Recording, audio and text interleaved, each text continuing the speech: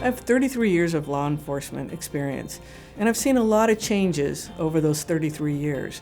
But one thing that remains constant and true is the reason why we get into this profession. It is to help others. That service-oriented mentality, the need to want to protect those who cannot protect themselves. And that can run the gamut from something very small to I've just recovered somebody's bike, to the more extreme where I've apprehended a very serious violent offenders. And when I talk to the Tigard officers as to what got them into law enforcement, you see that common thread to help people, to provide them with the quality of life so that they can enjoy everything that the city of Tigard has to offer. Oh, it's a good bag, Imus.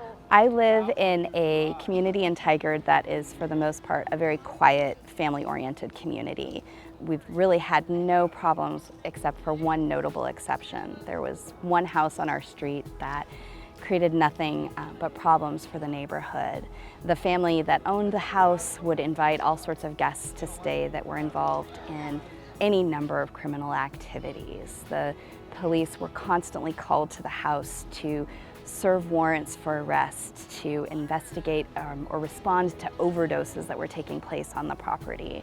It took over a decade to remove the situation from our neighborhood, and the Tigard Police Department was involved with the house throughout the duration of that, doing what they could to engage the owners, engage their guests, and educate the community about what activities we should be reporting to them and how they could help us resolve the situation and make our community safer.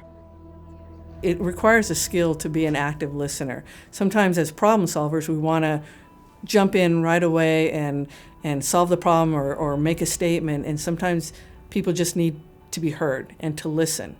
But it also takes time.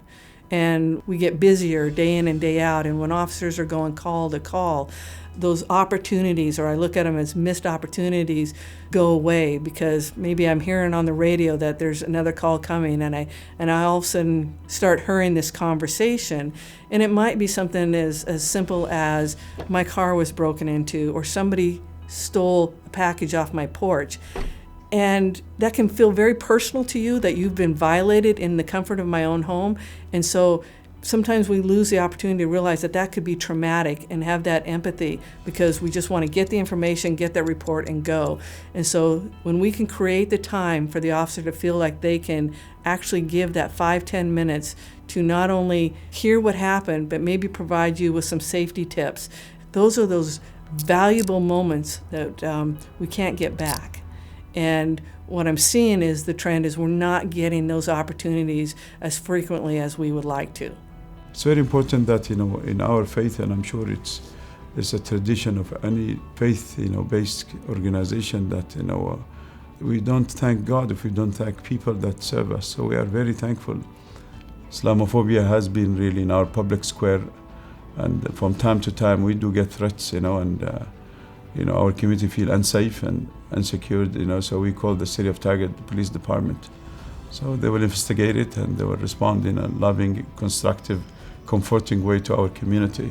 In times of crisis, they are there, to support, and they will make sure that they will make our community to feel safe and welcome in the City of Tigard. One of the significant impacts that we are facing that prohibit us from maybe doing the quality customer service that we would like to have is the demand. The increase for calls for service keeps growing every year.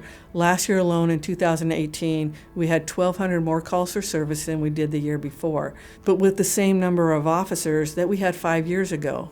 And Tigard is a growing community. I think we can all agree about that. And so there's an additional amount of demand. I had an opportunity to talk to some folks the other day, and we were just talking about the numbers of police officers that are on patrol at any given time. They didn't realize that in certain situations there may only be 3 officers active. Their thought was, well, I hear police cars all the time, and clearly there must be a lot of activity going on. And it's, well, you might be getting an officer from one district going to assist another officer in another. We don't have a lot of police officers per 1,000 members in the community. So we want to be able to utilize them when they're most in need. Having that officer connect on a face-to-face basis with people who live in their district is a godsend in terms of police-community relationships. We try to heal one another, to look at each other first and most that we are brothers and sisters. It doesn't matter what uniform you wear, whether you wear the religious garment or the law enforcement uniform. At the end of the day, we want safety and security for all. When somebody's in crisis, who are they going to call? They're going to call us. Law enforcement is the first responders that are going to go and deal with the situation. We're seeing the need for us to be there, and it's taking us longer to get there. Our response time is taking longer, and the process itself is taking longer. For example, going out to the jail would take about an hour through traffic and to come back. If we were dealing with somebody who was in a crisis but didn't really want our help, but we knew that they were a danger to themselves, we would have to take them to a hospital that's not in Tigard. And on average, it's taken 2 to 3 hours to get them processed before the mental health professionals will release us. And so those take time, they're very time consuming. And so again, that is prohibiting us from giving the quality contacts that our community deserves.